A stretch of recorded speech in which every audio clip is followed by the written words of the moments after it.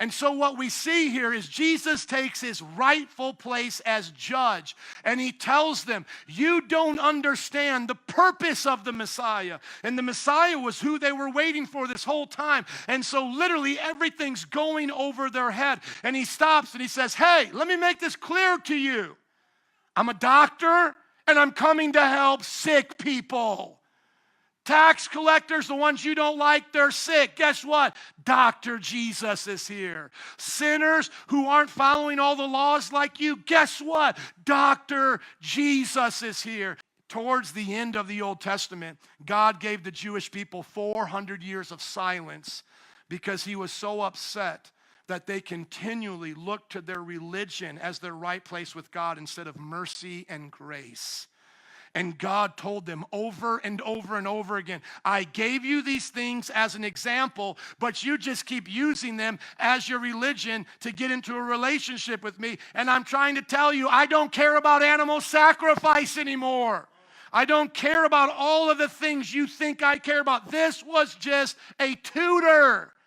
Because they were saying, oh, we're so direct in the law. We tithe off of this, we do that. And the Bible says it's not that the law was bad. It was just how they were using it. It would be like me coming to my wife going, tell me exactly what you want me to do to love you, nothing more, and that's all I'll ever do. That's what they were doing. And then even at that, they didn't do it with all their heart. They were sinning on the side because they thought if they did this good enough, they can make up for these sins. And here Jesus is speaking clearly to them. Hey, you know what I'm really about? I'm about mercy. Now notice how he takes the Father's words and puts it in his own mouth. That's another sign of Jesus' divinity. He always talks as if him and the Father are one. That's going to come out later. But then he gives us this heavy revy that we all need to understand. It's not the righteous that get saved. It's always the sinners. So that's where I tell you, if you can't sing Amazing Grace, how sweet the sound that saved a wretch like me, you can't get saved. Now some people may say, you know what, Pastor? I'm not as bad as others. So that's why I always like to give people the good person test. Y'all want to take the good person test? On average, how many times have you taken something that doesn't belong to you? On average, how many times have you coveted what someone else had?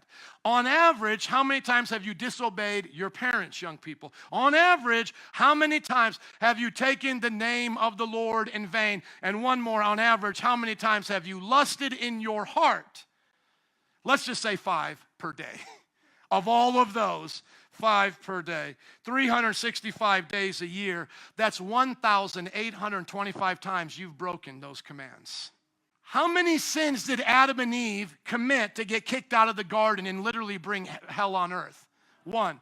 It was the sin of disobedience. How many do you commit on average a year?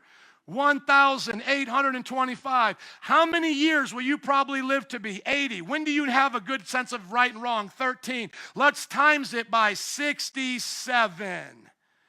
You will face God on Judgment Day with 122,275 sins. Did you pass or fail the good person test? Let me remind you, to pass is to have 0. Some people like to compare themselves to Hitler and go, I'm not as bad as Hitler. Hitler is not the cookie cut you're getting compared to. It's Jesus. That's the one you're getting compared to. Sure, you look good to Hitler, but Jesus is the standard, perfection. So what does it teach us? What is Jesus teaching us in this phrase here? I didn't come to call the righteous, but the sinner. He's telling us, I didn't come to call those who are self-righteous and don't think they need me, like you guys. And he's pointing to them. And then he points to Matthew and he says, but I've come to save sinners like them.